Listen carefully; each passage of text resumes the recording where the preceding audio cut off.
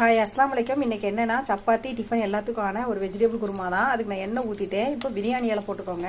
பெரிய வெங்காயமாக 2 வெங்காயம் நல்லா பேஸ்ட் பண்ணி எடுத்துக்கோங்க. அது வணங்கிருச்சுங்க. ஒரு நல்லா பெரிய தக்காளியை பேஸ்ட் பண்ணி போட்டுக்கோங்க. இந்த மாதிரி போடும்போது குருமா வந்து நல்லா கெட்டியாகவும் திக்னஸாக கடையில் வாங்குற மாதிரி இருக்குங்க. ஒரு ஸ்பூன் வந்து நல்லா இஞ்சி பூண்டு பேஸ்ட் போட்டு நல்லா மிளகாத்தூள் காரத்துக்கு தேவையான போட்டுக்கோங்க. இது கூட வேறு எந்த மசாலாவும் சேர்க்காதீங்க. சிக்கன் கிரேவி மசாலா தான், சிக்கன் மசாலா இருக்கும் இல்லைங்க, அது ஒரு 2 ஸ்பூன் சேர்த்து விட்டு நல்லா வெந்துருச்சுங்க. இப்போ கட் பண்ணி வச்ச உருளைக்கிழங்கு கேரட் பீன்ஸை போட்டுக்கிறோம்.